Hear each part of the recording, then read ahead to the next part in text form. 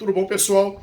Hoje, mais um assunto na farmacologia, estaremos falando sobre a farmacoterapêutica.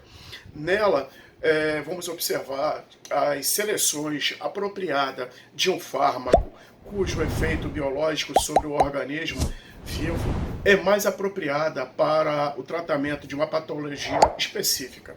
E também, ao escolher uma droga para tratar uma condição específica, os prestadores de saúde consideram a eficácia da droga e também o tipo de terapia que o paciente vai receber.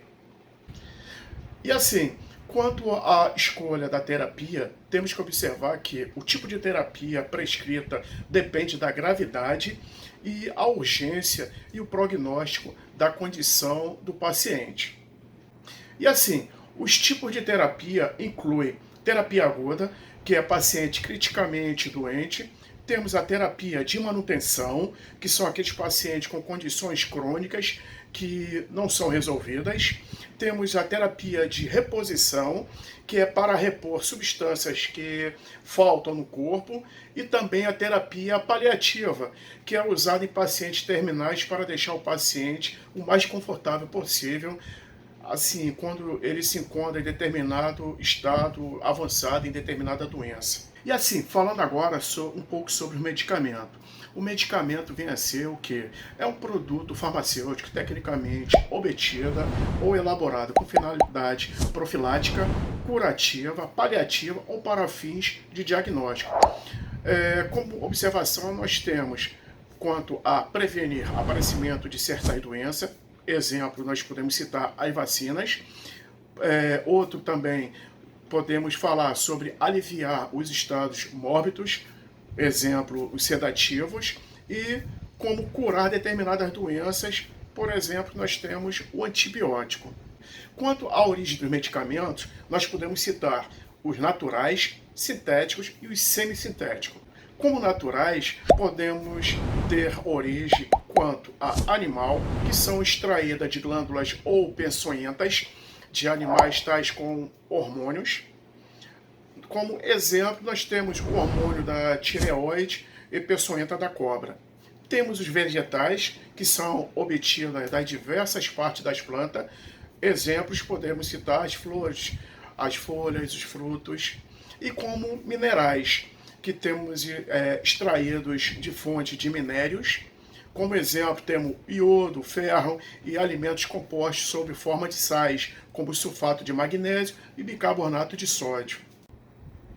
Quanto aos semissintéticos, são feitos a partir de substâncias naturais, mas sofrem alterações com o objetivo de produzir ações modificadas.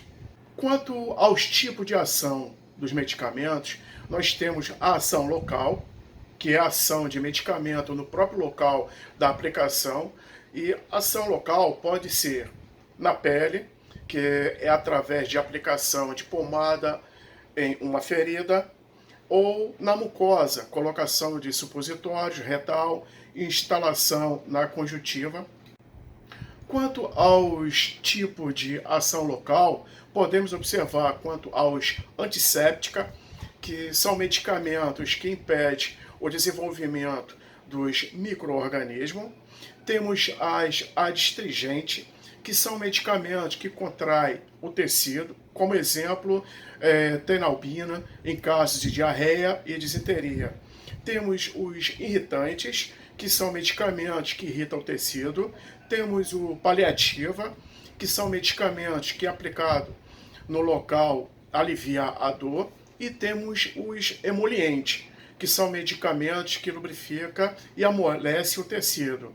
Como exemplo, nós temos a vaselina. Quanto ao sólido, nós temos o pó, que é medicamento puro e podendo ser acondicionado em frasco, ampola. Exemplo, temos antibiótico. Quanto ao comprimidos, temos como exemplo vitamina C, complexo B e aspirina.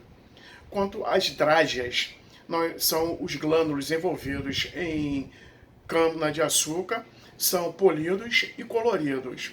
Temos as cápsulas, que são um dispositivo de amido, que são coloridos, contendo pó ou glânulos, podendo ser também gelatinosos.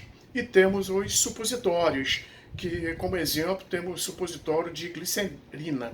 Quanto a líquido, nós temos solução, que é um medicamento dissolvido no líquido, que pode ser solução fisiológica ou glicosada.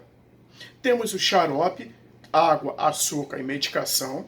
Temos os elixir, que são um medicamento que está contido numa solução aquosa com álcool e açúcar. E temos os colírios, que são soluções medicamentosas para instilar nos olhos. E ampola, que é dispositivo de vidro contendo líquido. Quanto ao gasoso, temos o administrado por inalação. Por exemplo, nós temos o oxigênio, que é o gás O2, que é administrado por meio de máscara ou catéteres. Bom, pessoal, chegando ao final de mais uma aula, espero que tenha gostado.